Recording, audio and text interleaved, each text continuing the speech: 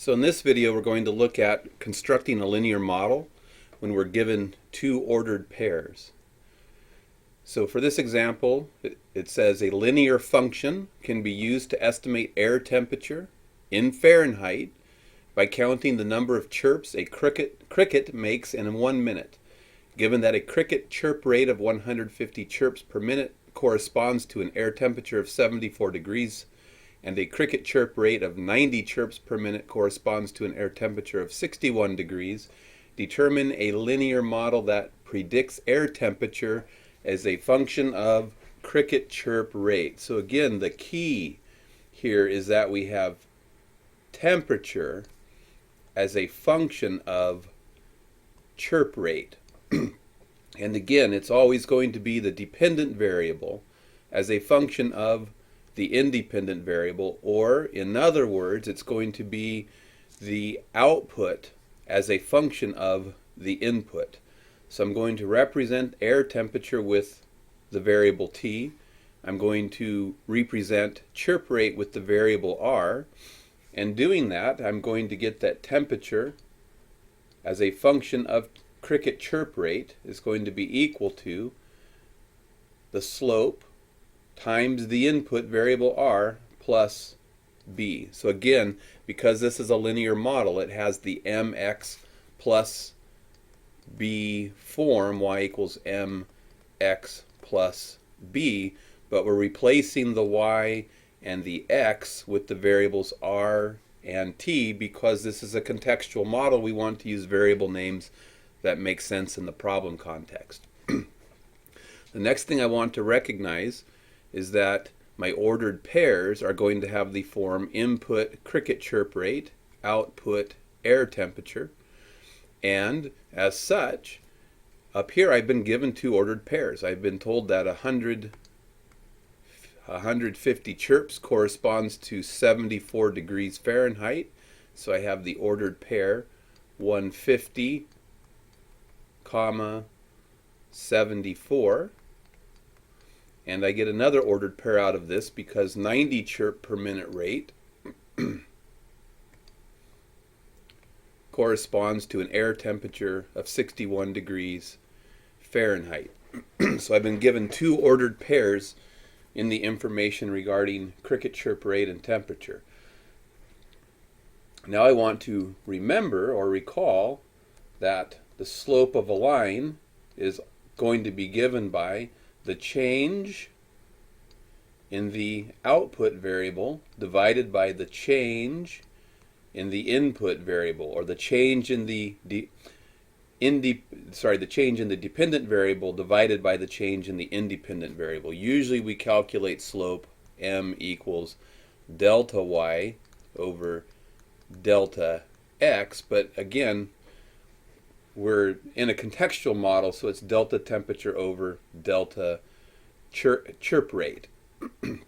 I can actually take the two ordered pairs here and get delta t and delta r directly by subtracting one ordered pair from the other.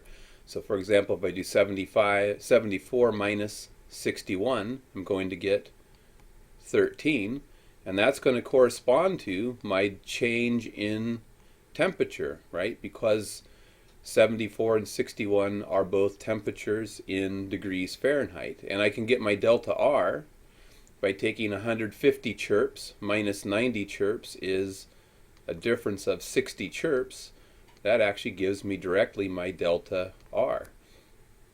So I can walk over here and say the change in temperature was 13 degrees and the change in chirp rate was 60 chirps per minute, and then I want to look at that fraction and make sure that it is in lowest terms, which it appears to be.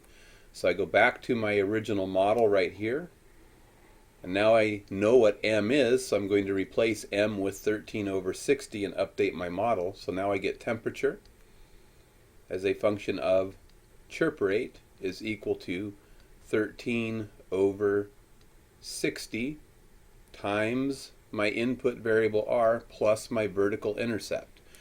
And now I have to calculate my vertical intercept, and I do that by getting either one of these two ordered pairs and inputting that information into the model.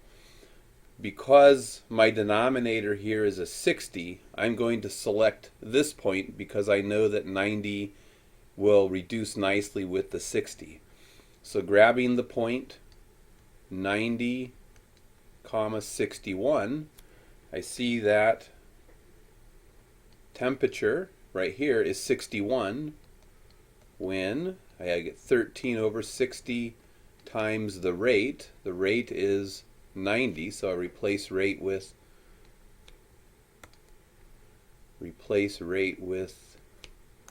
90 if it'll let me.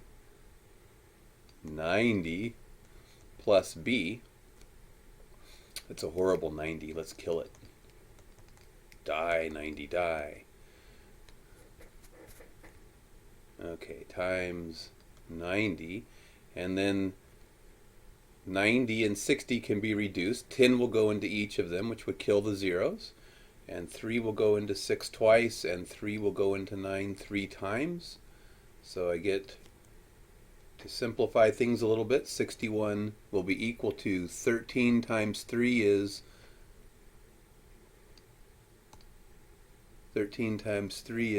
39